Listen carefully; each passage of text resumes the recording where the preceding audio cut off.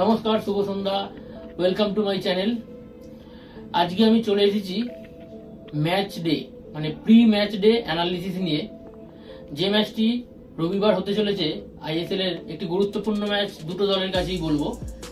একদিকে যেমন মোহনবাগান, অন্যদিকে সেরকম নর্থ ইস্ট ইউনাইটেড এফসি। দুটো দলই কিন্তু খুব ভালো ছন্দে রয়েছে এখন। দুটি দলের কাছেই এটি একটি গুরুত্বপূর্ণ ম্যাচ হতে চলেছে। নর্থ ইস্টের কথা যদি বলি, নর্থ ইস্ট কিন্তু এর আগের ম্যাচে কিন্তু ইস্ট বেঙ্গলের কাছে হেরে গিয়েছিল। আর যদি মোহনবাগানের কথা বলি, মোহনবাগান কিন্তু বিগত বেশ কয়েকটি ম্যাচ ধরেই অপরাজিত রয়েছে, আর তাদের দল কিন্তু বেশ ছন্দে রয়েছে। নর্থ ইস্টও ছন্দে রয়েছে, কারণ নর্থ ইস্টের যে স্ট্রাইকার আছে, সর্বোচ্চ গোলদাতা এখন তিনি রয়েছে, সেই ম্যাচেও তিনি খেলবে। আর নর্থ ইস্ট কিন্তু এটি হোম ম্যাচ, তাদের ঘরের মাঠে ফুল সাপোর্ট পাবে, তারা কিন্তু ফুল চার্জড আপ হয়ে নামবে ঘরের মাঠে। ম্যাচটি কিন্তু মোহনবাগানের জন্য বেশ কঠিন হতে চলেছে। এর আগের যদি সাক্ষাৎকার আমরা দেখে নিই, মোহনবাগান কিন্তু ঘরের মাঠে কিন্তু নর্থ ইস্টকে 3-2 গোলে হারিয়ে দিয়েছিল সেবারের ম্যাচটিতে।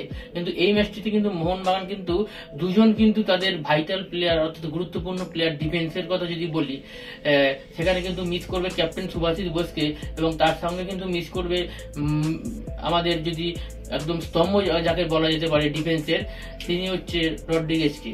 কারণ কার্ড সমস্যায় কিন্তু তিনি খেলতে পারবেন না, এবং সুভাষিস বসুও ক্যাপ্টেন, তিনি খেলতে পারবেন না। তো এই ম্যাচটি কিন্তু বাকি প্লেয়ার, অর্থাৎ টম অ্যালডেড থেকে যদি শুরু করে বলি, আশিস রায় যদি বলি, আর আরেকজনের কথা তরুণ তুর্কির কথা যদি বলি, দীপেন্দু বিশ্বাস, তার কিন্তু এই ম্যাচটিতে একটি গুরুত্বপূর্ণ রোল হতে চলেছে। কারণ তিনি কিন্তু ডিফেন্সে কিন্তু তাকে অনেক দায়িত্ব নিয়ে খেলতে হবে, কারণ কিন্তু তার পাশে থাকবে হচ্ছে টম অ্যালডেড, আর একদিকে থাকবে আশিস রায়। এখন মলিনার এটাই দেখার যে লেফট ব্যাক পজিশনে মলিনা কাকে খেলায়। আমাদের হাতে অপশন অবশ্যই রয়েছে, আশিক কুরুনিয়ান কিন্তু লেফট ব্যাক পজিশনেও খেলতে পারে। এবার দেখার বিষয়, মলিনা আশিককে খেলায় নাকি দীপক টাংদিকে স্টপার থেকে শুরু করে লেফট ব্যাকে আমাদের দীপেন্দুকে পাঠায়। এটা মলিনার ট্যাকটিক্স। মলিনা কাকে খেলাবে আমরা সেটা কিন্তু মাঠের দিনেই বলতে পারবো। অন্যদিকে নর্থ ইস্টের কথা যদি বলি, নর্থ ইস্টে কিন্তু বেমার, তাদের যে গুরুত্বপূর্ণ প্লেয়ার কিন্তু সেদিনকে খেলবে না। আর তাদের কিন্তু নর্থ ইস্টের টিমের যদি কথা বলি, নর্থ ইস্ট কিন্তু গোটা টিমটাই বেশ ফর্মে রয়েছে। নর্থ ইস্টের কিন্তু গুরুত্বপূর্ণ প্লেয়ার আলাদিন কিন্তু 11টি গোল করে কিন্তু এখনো পর্যন্ত লিগ তালিকার একদম টপ স্কোরার হিসেবে রয়েছে। আশা করছি তার সাথে সাদিকুর লড়াইটা বেশ ভালো জমবে। নর্থ ইস্ট কিন্তু খুব কঠিন প্রতিপক্ষ বলাই যায় মোহনবাগানের কাছে। মোহনবাগানের কিন্তু দেখার বিষয়, সেদিনকে যে ডিফেন্সে যে রড্রিগেজ খেলবে না, তার জায়গায় কি গ্রেগ স্টুয়ার্ট প্রথম থেকে শুরু করতে পারে কিনা। আমার মনে হয় গ্রেগ স্টুয়ার্টকেই হয়তো সেদিনকে মলিনা প্রথম থেকে শুরু করাবে, আর ওপরে হয়তো জিমি ম্যাকলারেন এবং সঙ্গে দিমিত্রি পেত্রাদাস থাকবে, আর জেসন কামিন্সকে হয়তো লাস্টে নামাতে পারে। কারণ এইটাই কিন্তু মোহনবাগানের একদম ফার্স্ট 11 বলা যেতে পারে। আমার মতে সেদিনকে মোহনবাগানের যদি ফার্স্ট 11টি হয়, তাহলে আমি এরকম খেলাবো। গোলকিপারে যেমন বিশাল কেইত খেলছে, বিশাল কেইত খেলবে রাইট ব্যাকে আশিস রায়। ডিফেন্সে আমি দীপক টাংডির সাথে শুরু করব আমি আলরেডকে দিয়ে, আর লেফট ব্যাকে আমি খেলাবো তরুণ তুর্কি দীপেন্দুকে দিয়ে। আর মাঝ মাঠে সেদিনকে আমি প্রথম থেকে থাপাকে শুরু করব, কারণ থাপার সাথে আপুইয়ার কিন্তু খুব ভালো কিন্তু দুজনের বোঝাপড়া আছে। থাপা যদি সেদিনকে প্রথম থেকে খেলে, মাঝ মাঠটা কিন্তু বেশ সংবেদনশীল হতে পারে।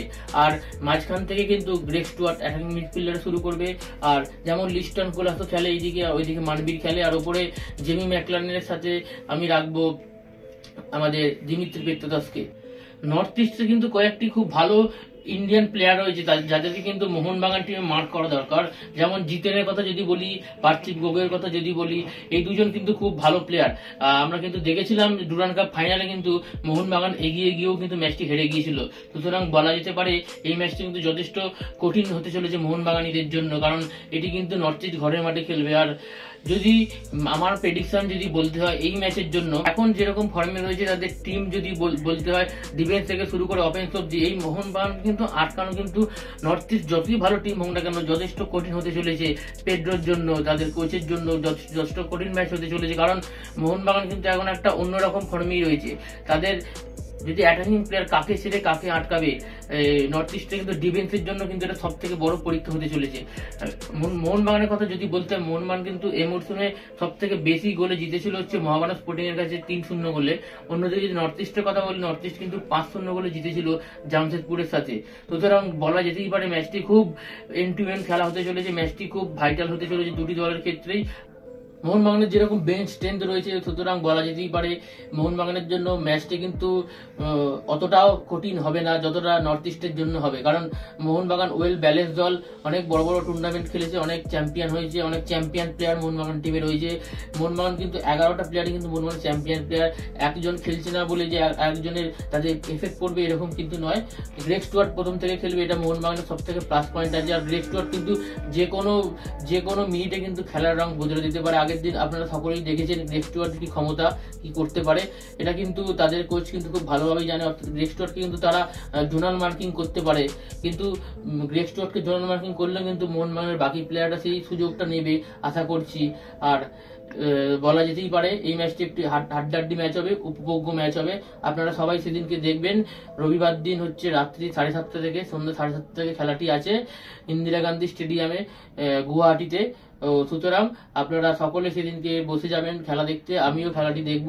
আর আজকের ভিডিওটা এরকমই ছিল, match day pre match day analysis video ছিল। আমার প্রেডিকশনটা এই ম্যাচের জন্য যে মোহনবাগান কিন্তু এই ম্যাচ থেকে পুরোপুরি 3 পয়েন্ট পাবে।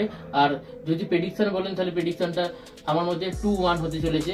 কারণ নর্থ ইস্ট কিন্তু ঘরের মাঠে ছেড়ে দেবে না, তাদের কিন্তু বেশ ভালো দল আছে। সুতরাং আমি একটা 2-1 রাখছি এই ম্যাচের জন্য।